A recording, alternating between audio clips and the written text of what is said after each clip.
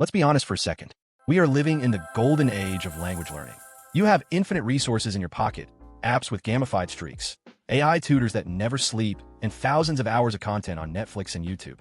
Technically, we should all be polyglots by now, but we aren't. The reality is that 99% of people who start learning a language today will quit within 6 months, or worse, they will spend years studying without reaching their goal of speaking fluently. But why?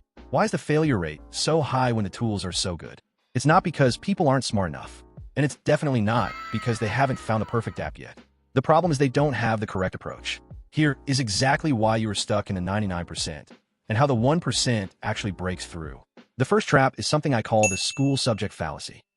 From the moment we are born, we go to school, and we are taught that learning happens in a very specific way. You sit down, you open a textbook, you memorize definitions, you take a test, and if you get an A, you know the subject. The thing is, doing the same for learning a new language doesn't make sense. It's like reading a book on how to swim, memorizing the hydrodynamics of water, and then jumping into the middle of the ocean during a storm. You're going to drown. The 99% spend years like this because it feels safe. It feels like studying. But when you face a real person, none of that matters because you haven't trained for that. You've only trained the theory. The illusion of competence.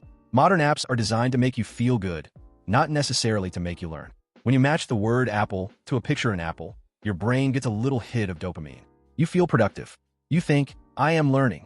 So most people spend 100% of their time in recognition mode. They watch videos with subtitles, they tap buttons on apps, they read graded readers. They are consuming. But fluency is also about producing, combining the input with the output.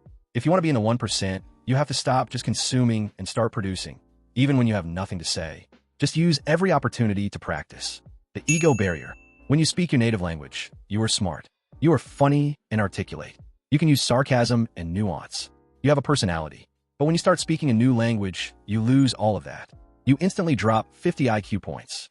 You sound like a caveman. You point at things and say, "Me want food." Although this is incredibly painful for an adult ego, this actually allows us to discover different parts of our personalities, different versions of ourselves that we didn't even know that existed. So don't let your ego get in the way. Embrace the fact of building social skills from zero. Waiting for being ready.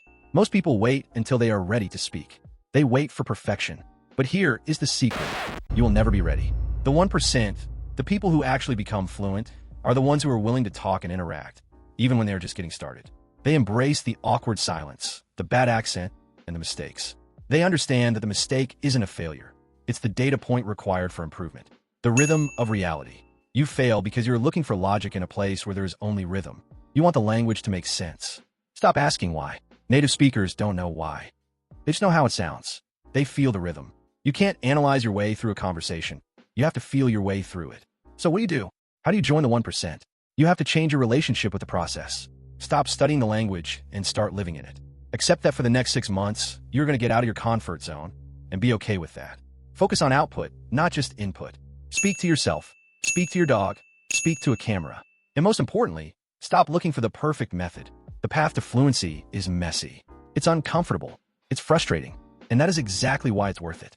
If you're tired of the apps and want to see how I actually navigate this chaos, subscribe to the channel.